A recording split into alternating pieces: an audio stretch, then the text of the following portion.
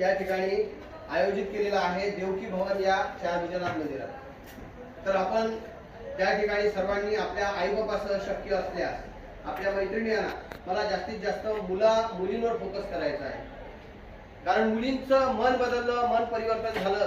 कारण मुलगी झाशीची राणी आहे, जिजाऊ आहे, तिच्या डोक्यातच हे कल्पना घुसल्या नाही तर ती अशी करणार नाही।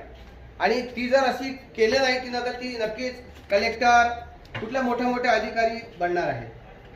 तर या ठिकाणी आपला कोण बॅटरी डाऊन झाली आवाज पोचतो। Hello hello.